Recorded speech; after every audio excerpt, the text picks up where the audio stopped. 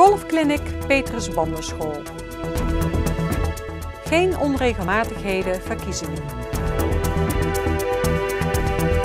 Het is vandaag 21 maart. Dit is het Peel en Maas Journaal. Burgemeester Gielissen van Venray gaf vandaag het startschot voor de Kleine Wensencampagne van de regionale zonnebloemafdeling. Gedurende 3 weken worden zowel nieuwe deelnemers als vrijwilligers geworven met als doel om kleine wensen in vervulling te laten gaan. De zonnebloem is er voor iedereen met een lichamelijke beperking. Er wordt naar gestreefd hen toch volop van het leven te laten genieten. Regio Venray wil ook graag de leeftijdsgroep 40 tot 65 jaar bereiken en bedacht daarvoor de Kleine Wensencampagne. Of het nu gaat om een bezoekje aan de bioscoop, samen winkelen, een bordspel spelen of andere activiteiten die voor veel mensen gewoon zijn. Zonnebloem Venray wil dit ook mogelijk maken voor de groep waarvoor dit niet zo normaal is. De campagne wordt ondersteund met posters, advertenties en een speciale Facebookpagina. Golfen is niet aan leeftijd gebonden, maar het scheelt als je er jong mee begint. Wat je nu leert, vergeet je de rest van je leven niet meer. Golfclub De Golfhorst gaf vrijdag voor 2 groepen van Petrus Bandenschool in Venray een clinic. Jong geleerd is oud gedaan. Vandaag en gisteren hebben we hier heel veel kindjes op de Golfhorst ontvangen. Kun jij iets vertellen waarom die kinderen überhaupt hier zijn? Wij zijn gisteren gestart met de promotie jeugdgolf hier op de Golfhorst. We hebben dus gisteren 30 kinderen hier gehad van de basisschool Petrus Banden uit Venray. Gewoon kennis maken met jeugdgolf. De jeugd die gisteren hier zijn gekomen, die waren super enthousiast. Gisteren hadden we beter weer, vandaag regent een klein beetje.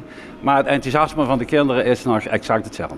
Behalve de jeugd kennis laten maken met golf, wil men de sport ook laagdrempeliger maken. Daarbij worden diverse jeugdcoaches ingezet. Wij zijn vorig jaar gecertificeerd, dus volgens de Nederlandse Golffederatie zijn we dus committed to jeugd geworden. Dat houdt erin dat er dus een aantal vrijwilligers als jeugdcoach meehelpen in het geheel. En we zijn er heel blij mee dat dus de jeugdcoaches meehelpen om het promotie jeugdgolf ook op de Golfhorst extra te promoten. Tijdens de beide dagen werd voor de kinderen onder de noemer Fun Factory een spellencircuit uitgezet. Wij zijn voornemens hier op de Golfhorst dat ook met kinderfeestjes, maar ook bijvoorbeeld met een Amerika-dag die we binnenkort hebben. Dat het traject, dus wat we hier hebben op de Golfhorst, dus het Fun Factory gedeelte, puur alleen om de kinderen dus een keer een leuk feestje te hebben, maar ook alles een beetje gerelateerd aan het jeugdgolf. Dat ze gewoon kennis maken van oké, de drempel gaan we over, we gaan er een leuk feestje van maken. Trouwens, voor niet veel geld kunnen ze zich gewoon bij inschrijven op de Golfhorst. En dan kunnen ze gewoon kennis maken met jeugdgolf. Dat is het enige wat we willen. Voor de meeste kinderen is het een eerste kennismaking met de golfsport. Voor Pieter Aerts en Anne Lutters was het een heel leuke ervaring. Zijn er hier ook kindjes bij die al een keer eerder gegolfd hebben? Ja. Boas en Lucas. Ja, die zijn al een keer eerder hier geweest. Ja. En hebben die hier ook het een en ander al aan jullie verteld over golf, of niet? Nee. Dus jullie zijn nu lekker zelf hier op het veld aan het spelen. Wat vind jij daar tot nu toe van? Nou, ik vind het wel heel leuk dat we hier ook mogen zijn. Kan jij er iets over vertellen wat jullie aan het doen zijn? Ja, we zijn spelletjes aan het doen bij het golven.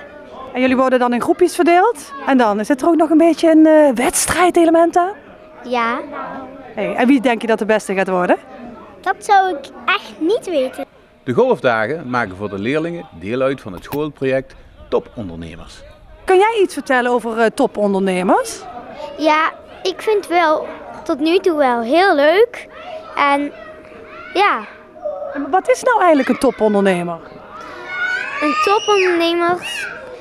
topondernemers heb je een boekje en dan staan allemaal werkjes in wat je moet knutselen en zo. Maar dat thema dat is nu bijna afgelopen van topondernemers. Ja? Heb je er ook veel van geleerd? Nou ja, wel veel. Even vertel eens, wat heb je geleerd bijvoorbeeld? Nou, wij hebben een draaitol gekleid. En wij hebben een bord gemaakt met wat je allemaal kunt eten en drinken. En nog veel meer. De kinderen hebben zich dus goed geamuseerd en wie weet ligt hier wel de basis voor de eerste hole-in-one. Hans Teunissen weet nog niet of hij zijn raadzetel accepteert. Als lijstduwer van D66 kreeg hij 327 stemmen. Ruim genoeg voor een zetel. Uiterlijk dinsdagochtend moet hij zijn keuze bekendmaken. Als de PvdA terug van 4 naar 1 zetel buiten de coalitieboot valt, is de kans groot dat D66 voor het eerst in Venray gaat meeregeren. Indien hij terugtreedt als raadslid of terugkeert op zijn post als wethouder, neemt Remy Aerts als tweede op de lijst de vakante raadzetel van D66 in. Mochten bij CDA de beide wethouders Jan Lone en Lucien Peters terugkeren, dan komen Toon Lone en Ton Theeuwen toch in de raad. Volgens burgemeester Hans Gielissen zijn de raadsverkiezingen in Venray ordentelijk verlopen. Volgens Gielissen meldt het procesverbaal geen onrechtmatigheden en hoeft er geen hertelling plaats te vinden. Hij zei dit vrijdagochtend tijdens de zitting van het hoofdstembureau. Er waren 4 restzetels te verdelen. 2 waren er naar het CDA en de andere gingen naar Samenwerking en PP2. Woensdag moet de gemeenteraad de rechtmatigheid van de verkiezingsuitslag vaststellen. Inventief overweegt in die laatste vergadering van de Oude Raad een hertelling aan te vragen. De lokale partij kwam 15 stemmen tekort voor een derde zetel. Opvallend is het grote aantal, 140 blanco en ongeldige stemmen.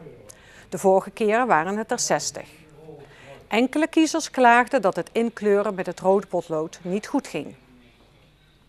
Op woensdag 26 maart wordt in een bijzondere raadsvergadering afscheid genomen van de oude gemeenteraad. Stoppende raadsleden krijgen tijdens die bijeenkomst de gelegenheid terug te blikken op de afgelopen 4 jaar. Tevens worden woensdag de geloofsbrieven van de nieuwe raadsleden onderzocht. Daarvoor wordt de vergadering aan het begin even geschorst. Een commissie van raadsleden bekijkt in de tussentijd of de nieuwe kandidaten voldoen aan de vereisten uit de gemeentewet.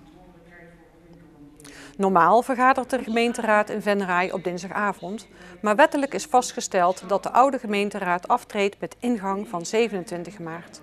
Vandaar dat aan de vooravond op woensdag de afscheidsvergadering wordt gehouden.